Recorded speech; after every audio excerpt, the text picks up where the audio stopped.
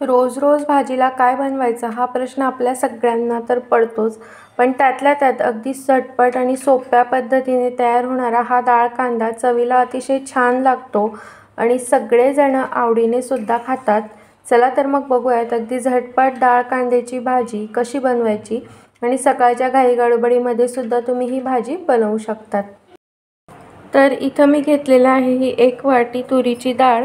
तर तुरीची डाळ आपण 2 ते 3 पाण्याने स्वच्छ धुवून घेणार आहोत आणि मग हिला आपण अर्धा तास पाण्यामध्ये छान भिजू द्यायची. तर आता मी 2 ते 3 पाण्याने धुवून घेते आणि मग तुम्हाला दाखवते. तर आता इथं मी 2 ते 3 पाण्याने डाळ छान स्वच्छ धुवून घेतलेली. तर आता याच्यामध्ये मी टाकणार आहे पाणी, म्हणजेच डाळ छान फुलेल. अर्धा तास जवळपास आपल्याला ही डाळ छान अशी भिजू द्यायची आहे. तर इथं डाळ जी आहे तर अर्ध्या तासानंतर बघू शकता छान अशी फुललेली आहे. तर म्हणजेच काय होतं की डाळ पटकन शिजेल. तर आता इथे डाळ कांदा बनवतोय त्याच्यामुळे कांद्याचं प्रमाण जे आहे तर तो थोडंसं जास्तच घेतलेलं आहे आणि छान बारीक सुद्धा कट करून घेतलेला आहे. इथं घेतलेली आहे आलं लसूणची पेस्ट. तर मी ती खिसणीवरती खिसून घेतली. तुम्हाला जर मिक्सरमध्ये बारीक करायची असेल तर ती तुम्ही तशी करू शकता. थोडीशी जास्त घ्या म्हणजेच भाजीला छान अशी टेस्ट येते. आणि सोबतच सगळ्यात शेवटी टाकण्यासाठी कोथिंबीर सुद्धा बारीक कट करून घेतलेली आहे. तर आता इथे मी टाकणार आहे सगळ्यात आधी तेल.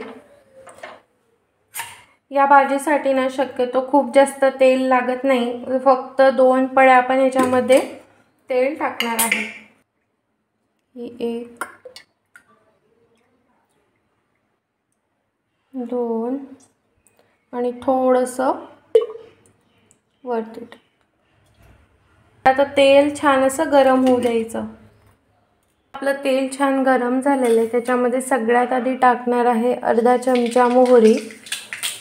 मोहरी छान फुलली की त्यानंतर लगेचच त्यामध्ये टाकणार आहे अर्धा चमचा जिरं. मोहरी छान फुलू द्यायची आणि त्यानंतर त्यामध्ये आपण टाकणार आहोत अगदी पाव चमचा हिंग. आणि लगेचच त्यामध्ये आपण टाकून घेणार आहोत जो कांदा आपण छान असा बारीक कट करून घेतलेला होता. तर तो कांदा आपण यामध्ये टाकून घेऊया. तर आता कांद्याला छान असा थोडासा गुलाबी कलर येईपर्यंत आपण त्याला छान फ्राय करून घेणार आहोत. आणि मग त्यानंतर त्याच्यामध्ये आलं लसूणची जी पेस्ट आहे आपण बारीक केलेली तर ती त्यामध्ये टाकून घेऊ. तर कांदा जेवढा छान मऊ होईल तर तेवढी भाजी जी आहे डाळ कांद्याची तर ती छान अशी मिळून येते आणि चवीला सुद्धा छान लागते.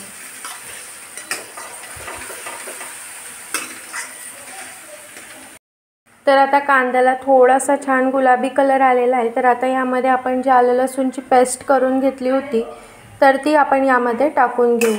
आणि हे छान आता आलं लसूणचा जो कच्चेपणा असतो तर त्याचा वास संपूर्ण निघेपर्यंत आपण याला छान असं फ्राय करून घेणार आहोत. जर आता तुमच्याकडे जर टोमॅटो असेल किंवा तुम्हाला आवडत असेल तर तुम्ही यामध्ये कांदा थोडासा नरम झाला की त्याच्यानंतर सोबतच टोमॅटो आणि आलं लसूणची पेस्टसुद्धा एक सोबतच टाकायची, म्हणजेच टोमॅटोसुद्धा छान मऊ होतो आणि आलं लसूणचा सुद्धा कच्चेपणा जातो. आणि त्याची जी भाजीची टेस्ट आहे तर ती अजून आवडत असेल, पण आवडत असेल तरच घाला, नाहीतर स्किप केला तरीसुद्धा चालेल. तर आता 2 ते 3 मिनिट आपण परत याला छान असं परतून घेऊ. तर आता कांदासुद्धा आपला छान मऊसूत झालेला आहे. तर आपण याच्यामध्ये आता जे सुके मसाले आहेत तर ते टाकणार आहोत. तर सगळ्यात आधी अगदी पाव चमचा हळद आपण यामध्ये टाकून घेऊ. आणि आता या स्टेजला ना जर तुमच्याकडे तुम्ही कुठला जो कोणता मसाला वापरत असाल वर्षभराचा तर तो यामध्ये टाकायचा. तर मी इथे ना सगळं म्हणजेच लाल मिरची पावडर, गरम मसाला हे सगळं या मसाल्यामध्ये ऑलरेडी आहे.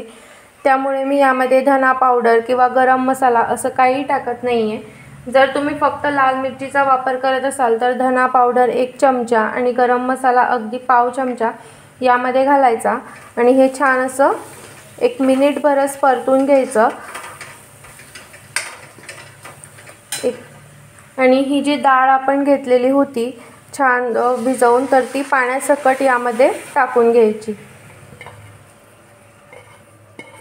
आणि आता या स्टेजला तुम्हाला किती पातळ किंवा किती घट्टसर डाळ हवी आहे तर त्यानुसार तुम्ही यामध्ये पाणी घालून शिजवू शकता, कारण की शिजण्यासाठी सुद्धा थोडंफार पाणी लागेल, त्यामुळे मी यामध्ये आणखी थोडं पाणी घालणार आहे, कारण की शिजून आणखी अजून डाळ जी आहे तर ती घट्ट होईल। आणि आता सोबतच यामध्ये मीठ सुद्धा टाकून घेऊ।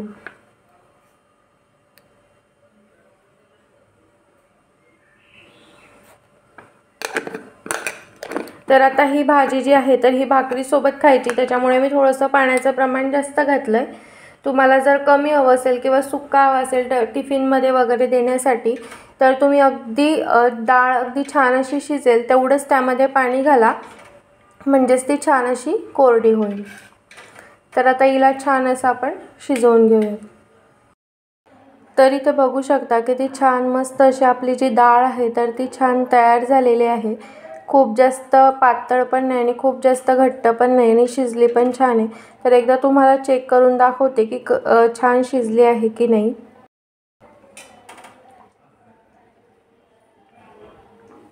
तर इथे बघू शकता अगदी सहज जे आहे तर हातावरती अशी छान स्प्रेड होते, म्हणजे डाळ जी आहे तर ती छान शिजलेली आहे। तर आता गॅस बंद करूयात आणि जो कोथिंबीर आपण कट करून ठेवलेला होता तर तो यामध्ये टाकून घेऊ।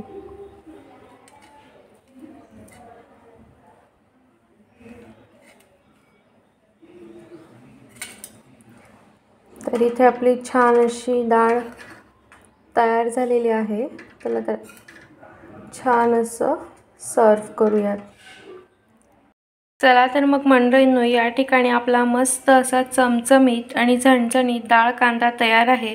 तुम्ही हा चपातीसोबत, भाकरीसोबत किंवा भातासोबत सुद्धा खाऊ शकता।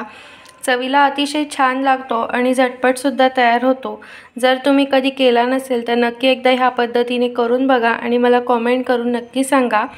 जर रेसिपी आवडली असेल तर व्हिडिओला लाईक नक्की करा आणि शेअर करायला अजिबात विसरू नका। चला तर मग भेटूया पुन्हा अशाच एका छानशा नवीन व्हिडिओमध्ये। तोपर्यंत बाय बाय।